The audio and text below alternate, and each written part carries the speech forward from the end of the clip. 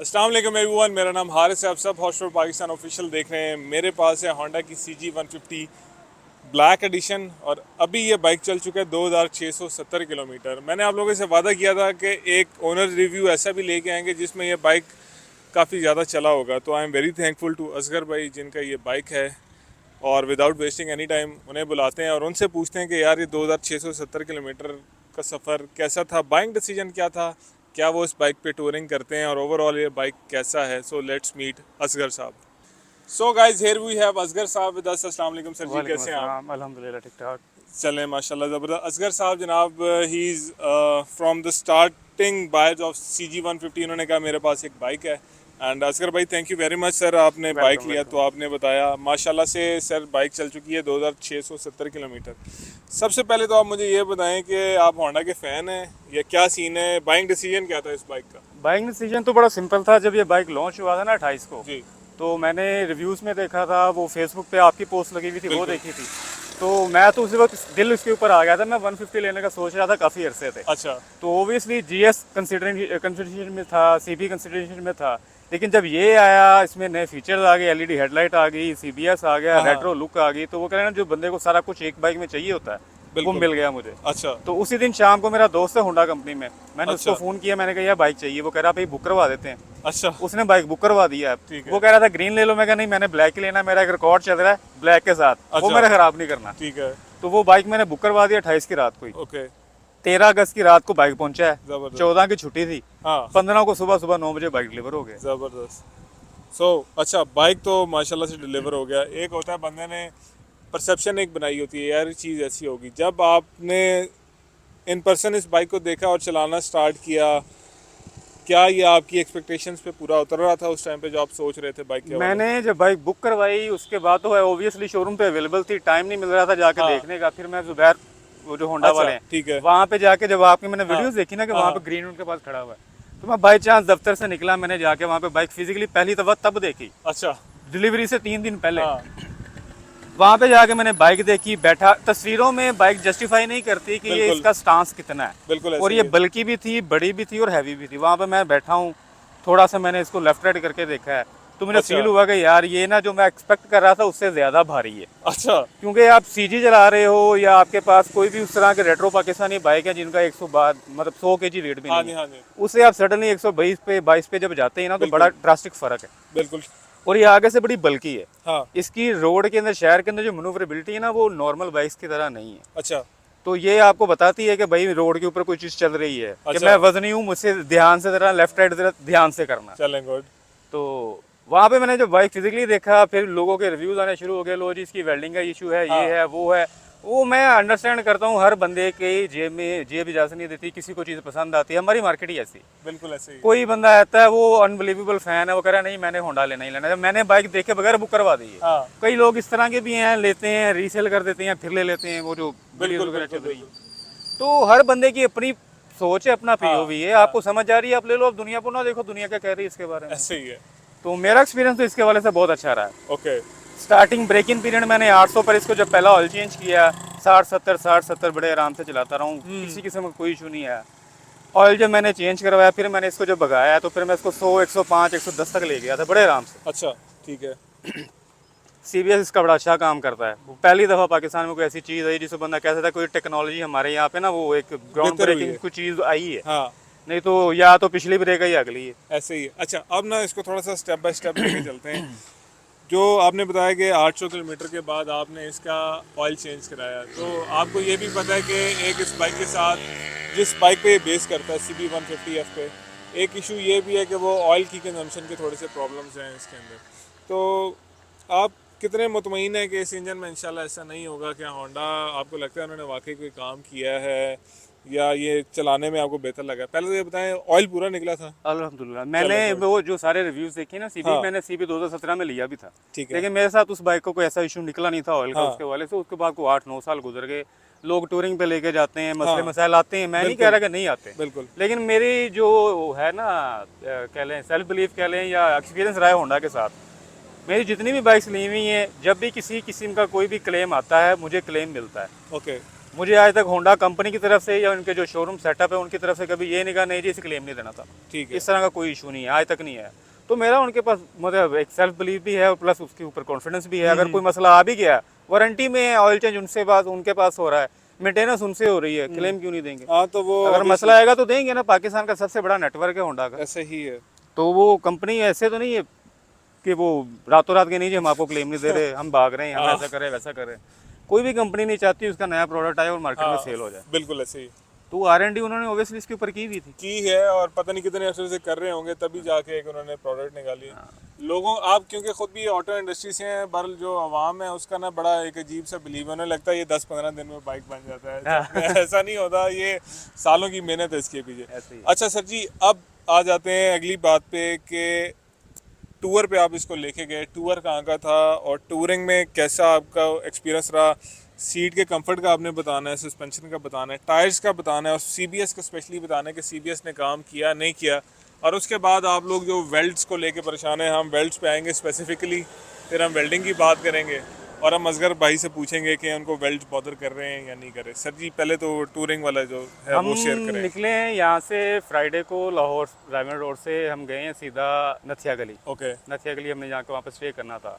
मेरा पहला एक्सपीरियंस था टूर का, मेरे ठीक साथ है। 3 दोस्त भी थे, उनका भी फर्स्ट एक्सपीरियंस था। अच्छा 2 CG थे, एक GS थी, एक ये थी। सिंगल ही गए हैं सारे। ठीक है, तो रास्ते में आराम से ब्रेकिंग करते गए हैं, कोई नहीं भगाई, हम पूरी एक फॉर्मेशन के अंदर गए हैं, मतलब एंजॉय करते गए। इंजॉय करते गए।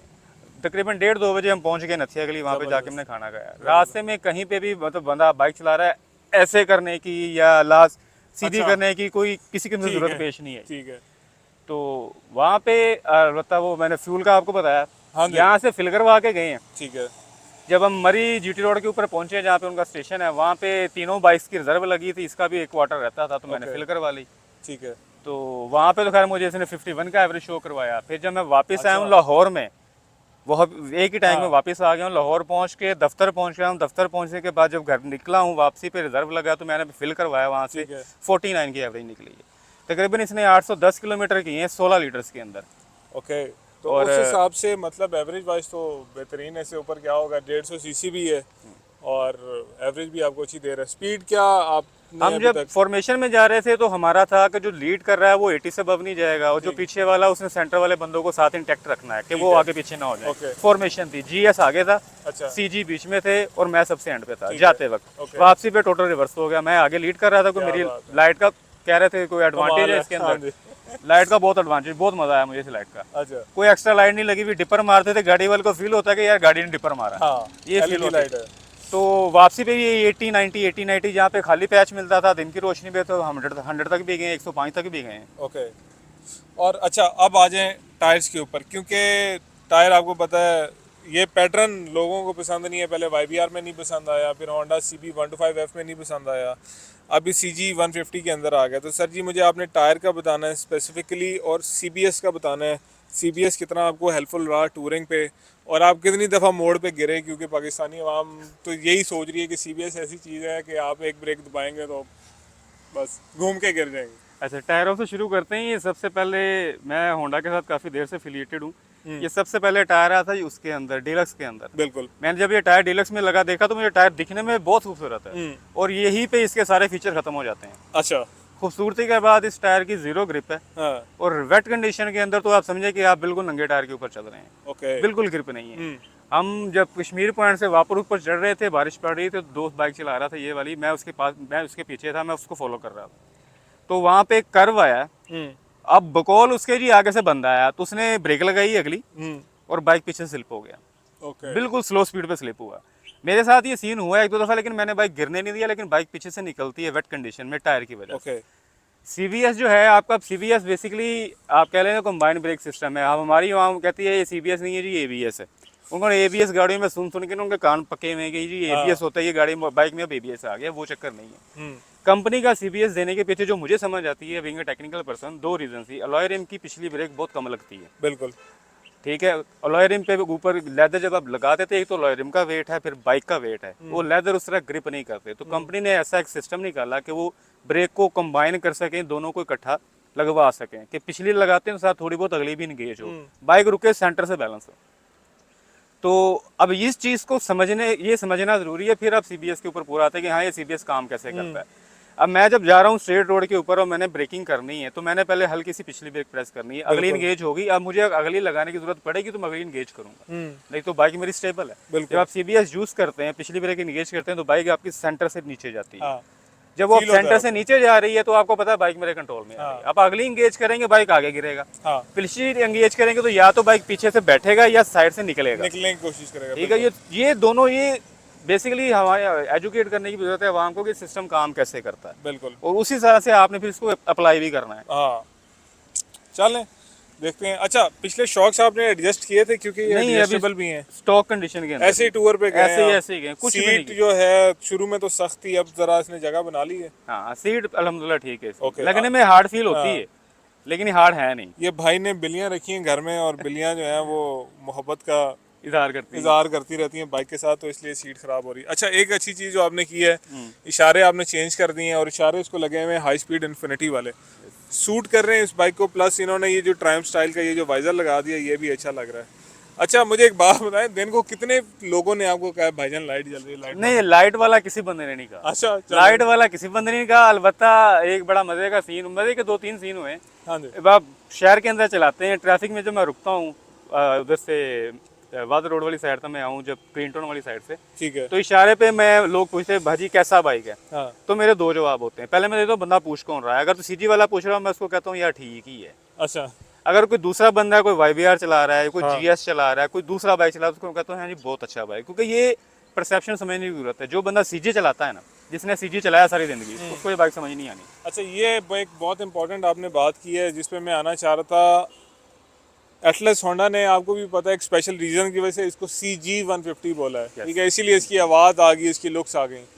बट ये आप खुद क्योंकि CG125 के यूज़र हैं, लोगों के दिमाग में ये क्यों आया कि ये उसी की तरह बिहेव करेगा? शायद नाम की वजह से, हालांकि इसका बिहेवियर CG125 के बिहेवियर से बिल्कुल ऑपोजिट है। ऐसे ही और हम लोग जैसे जैसे मिडिल एज में जा रहे हैं, मतलब हमें किसी को कमर का मसला है, किसी को क्या है, CG125 अब जो है ना नहीं चल सकता उस तरीके से, मुझे ये ज़ाती तौर पे लगता है। तो एक स्टेबल, एक अच्छा डिसेंट बाइक चाहिए।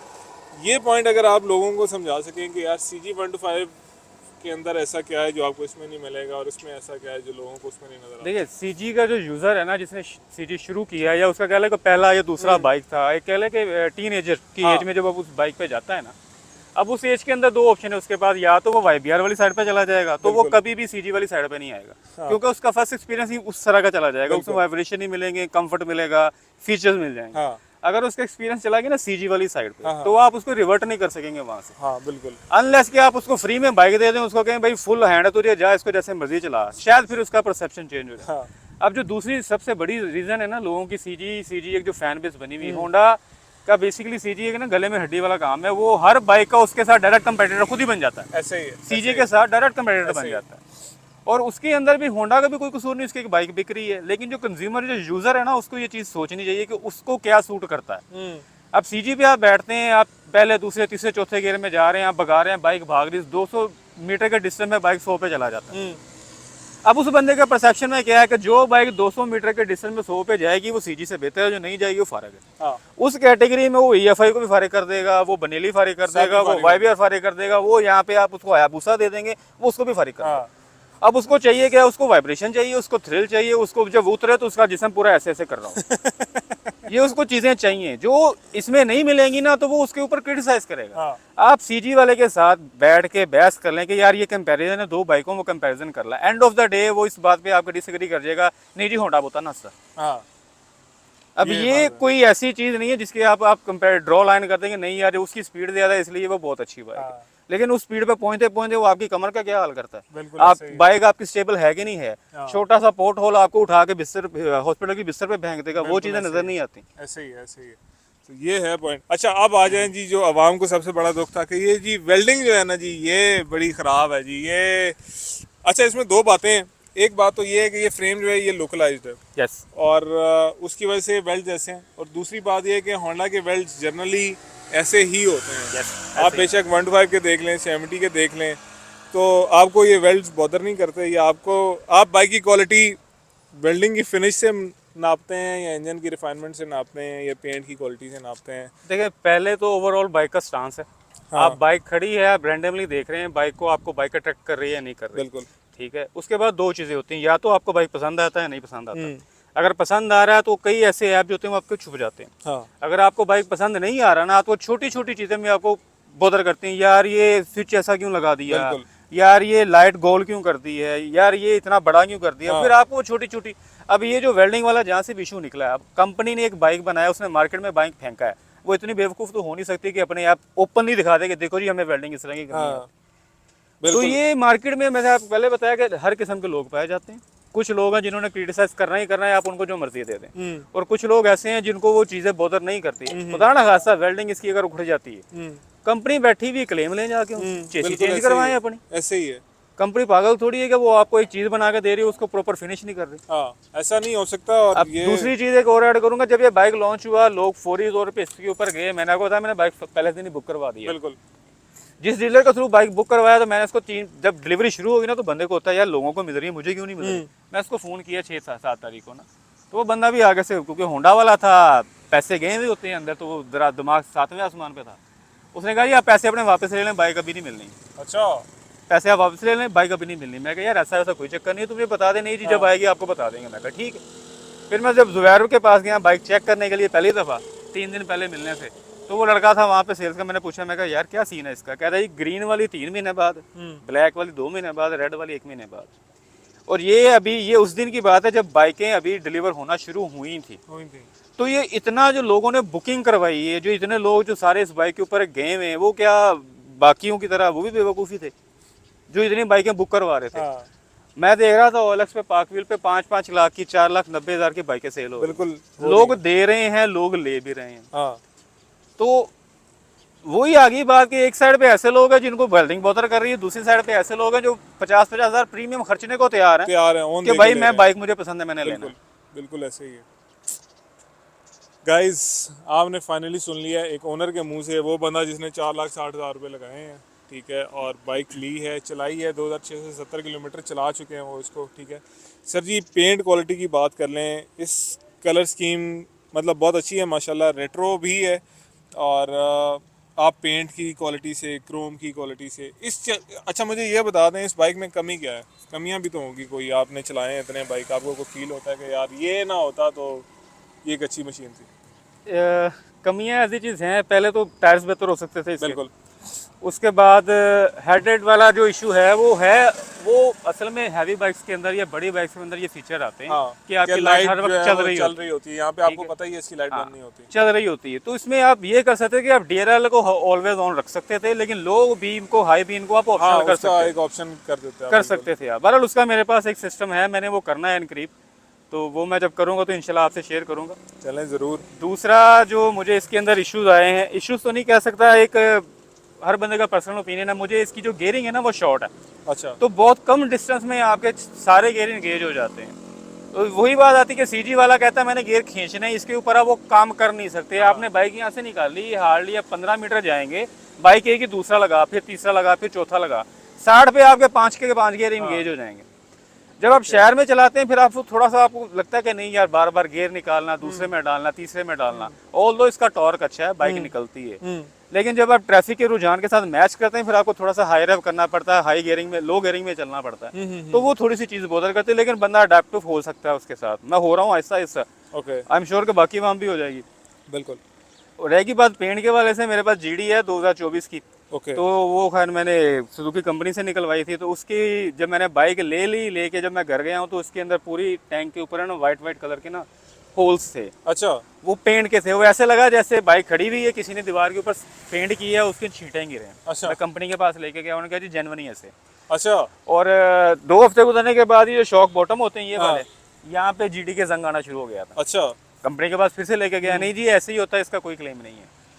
अब मैं किसी कंपनी को क्रिटिसाइज नहीं कर रहा, हो सकता है वो पर्टिकुलर डीलर ने मेरे साथ ऐसा किया हो, लेकिन अगर आप बिल्ड क्वालिटी या पेंट की बात कर रहे हैं तो 15 दिन के अंदर बाइक की ये चीज़ें हो जाना, वो भी समय से बालातर है। इसको आपको लिए हुए तकरीबन 1.5 महीना हो गया? 15 अगस्त को लिए थे मैंने। 15 अगस्त, सितंबर ऑलमोस्ट एंड हो रहा है। ओके। और चलाई आपने माशाल्लाह काफ़ी है, 2600 अभी तो ये जब से मैंने दूसरा CG लिया है, थैंक्स टू यू, हाँ जी, तो वो अब मैं इसको, क्योंकि मैं लॉन्ग पे इसके ऊपर हो गया, मुझे समझ लगी है कि ये लंबी रेस का घोड़ा है। लंबी रेस का घोड़ा है। और शहर की मनूवरेबिलिटी के लिए सीजी बेस्ट है जो मेरे बिल्कुल पास है। ऐसे ही है। उसको मैं अब जरा फिट फुट कर रहा हूँ, वो भी हाँ, आपसे शेयर करूंगा। ज़रूर। तो मैं मिक्स लेकर चल रहा हूँ, 2 दिन ओके, इसके 3 दिन उसके, इस तरह मिक्स लेकर चल रहा हूँ, दोनों का मजा ले रहा हूँ। ज़बरदस्त। Sir ji thank you very much, आपने टाइम दिया और इतनी डिटेल में हमने ये वीडियो बनाई एंड आई होप कि लोगों को पसंद आई होगी। मकसद यहाँ पे इसको फेम देना या किसी को डीफेम करना नहीं है। देखें पाकिस्तान में ना तो हमें कंपनियां मुंह लगाती हैं, तो हमें ओनर्स ढूंढने पड़ते हैं, उनके पास जाना पड़ता है और उनकी भी मेहरबानी है कि वो बाइक देते हैं और हमारे साथ गपशप लगाते हैं। इस तरीके से कंटेंट बनता है। सो अगर आप लोगों को पसंद आ रहा है तो आपका एक लाइक बहुत कुछ कर सकता है। Thank you very much for watching sir ji, जज़ाकल्लाह, आपका बहुत शुक्रिया, बड़ी डिटेल में आपने बताया एंड आई होप कि लोगों को फ़ायदा हो। अपना ख्याल रखिएगा, अल्लाह हाफिज़, बाय।